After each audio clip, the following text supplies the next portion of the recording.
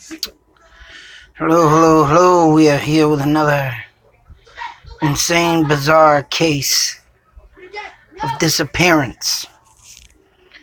And I don't know, to even think of the intensity of this case. But it has led to my decision and conclusion that very bad and poor investigation, like my story that I cover, the Taj Narbonne story, and the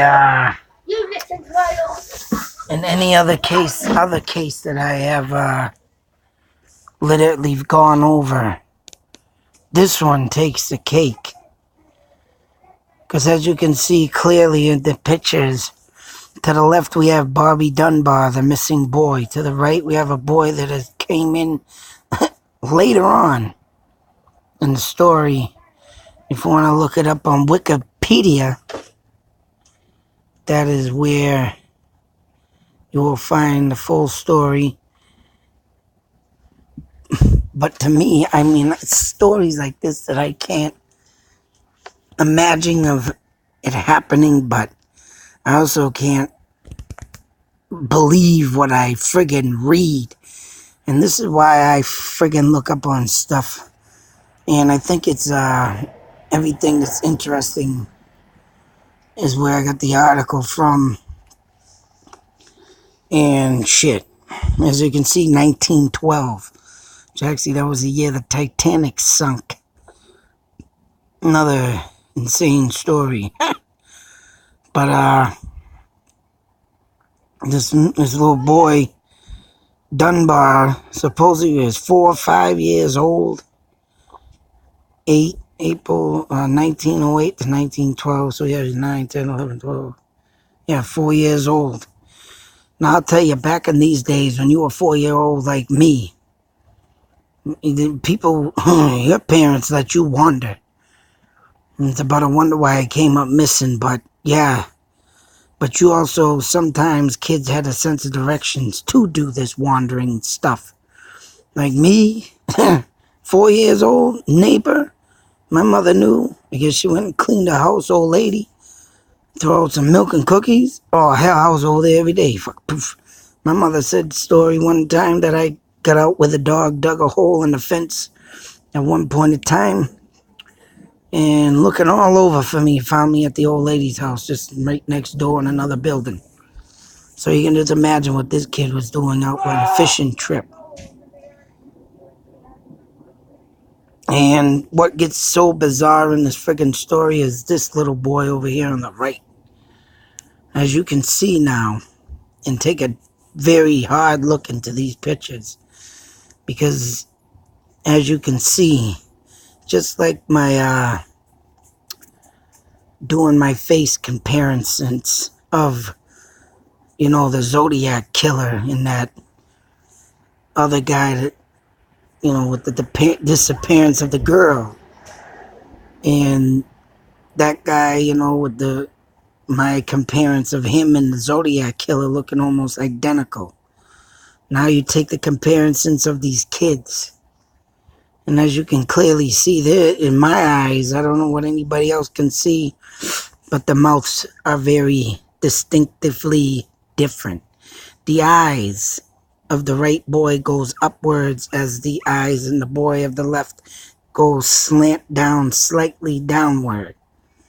The hairlines are completely both off and going in each direction. The nose, even the nose, as you can see, as the boy on the right is more slendery down the side, and on the boy on the left, his nose got little more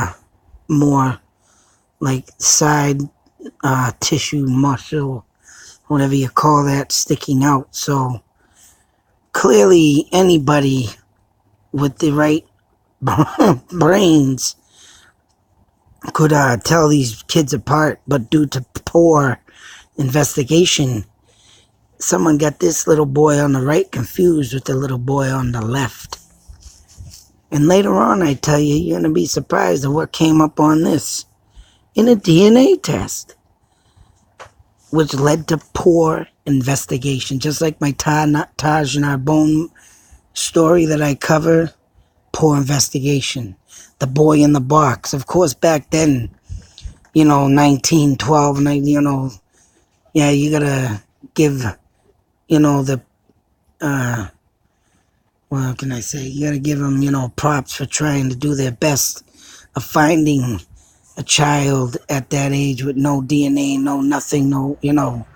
But to get two boys like this confused where you can plainly see that they are completely different, even though the boy on the right went yelling to the woman, "Mommy," which was very bizarre in the case. And they found the boy like 100 miles away in another state, Kentucky, I believe it was, something like that. I mean, you can read the whole story with a man and claiming, that, I don't know what the hell he was doing with this guy.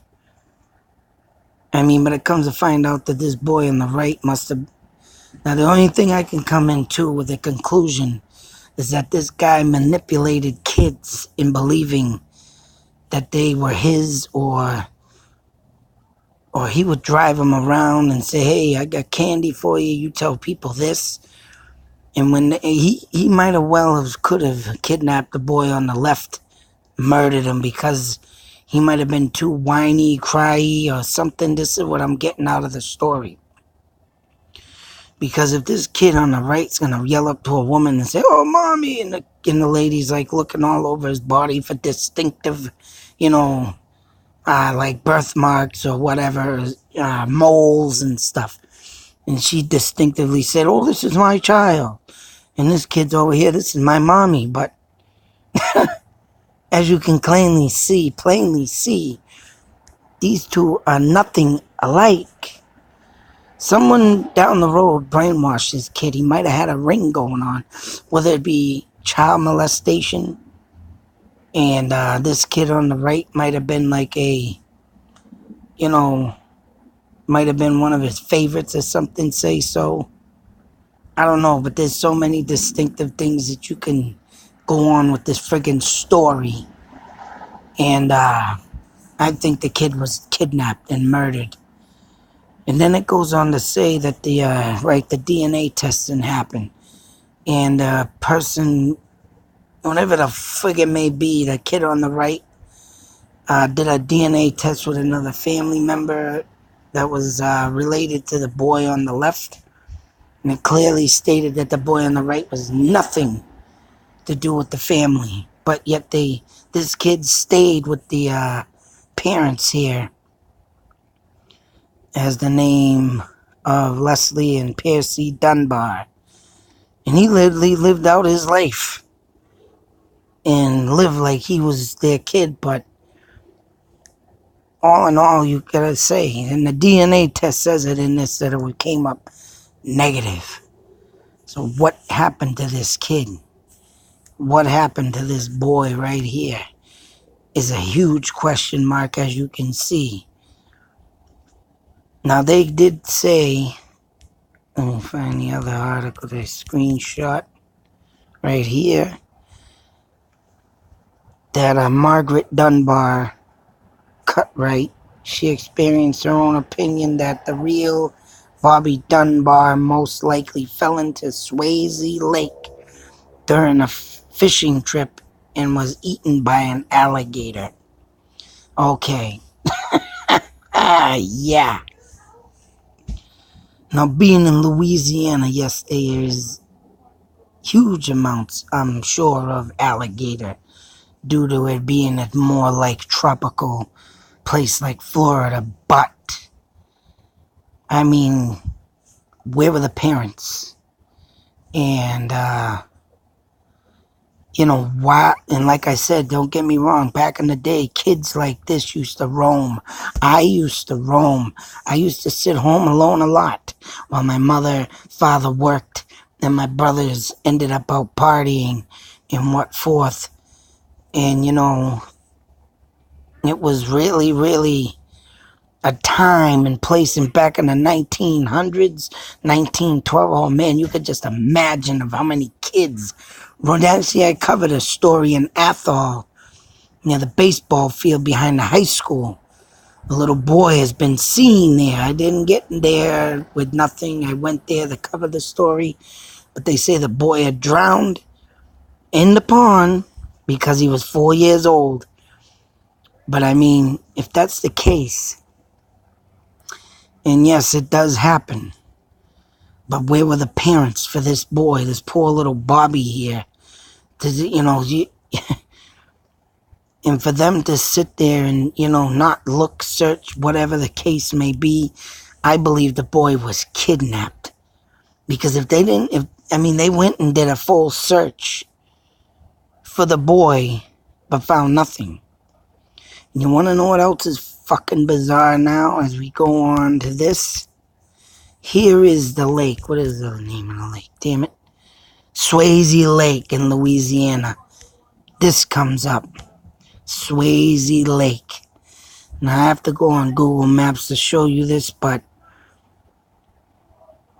you want to fucking see bizarre. I just want to show you the lay of the land right now. And I'm going to tell you something. Just like Lemonster Lake, Swayze Lake, I believe has been literally dug in and buried. That's right. And I'm going to go over Google Maps with this to show you the lay of the land. But as you can see here clearly, and what else is crazy about this thing, there's a road that leads, like I do missing roads on Google Maps. And sometimes there's a road in Fitchburg that comes up. And literally it comes through and you don't see it, but you see it on the map.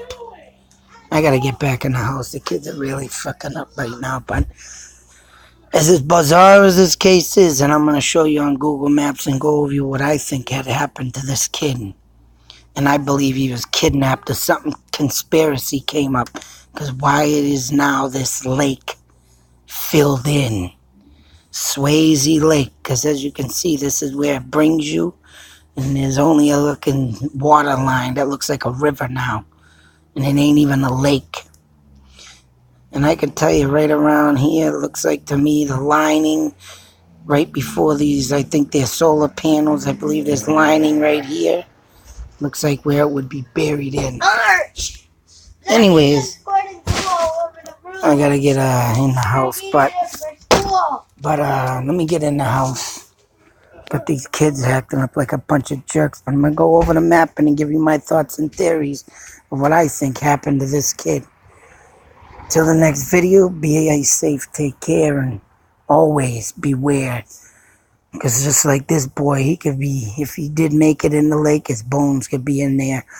But other than that, I think he was kidnapped, and I think something might have been covered up. And for these people to take in a boy that ain't even theirs and call him their child, that's even more insane. Unbelievable. Mom wants you.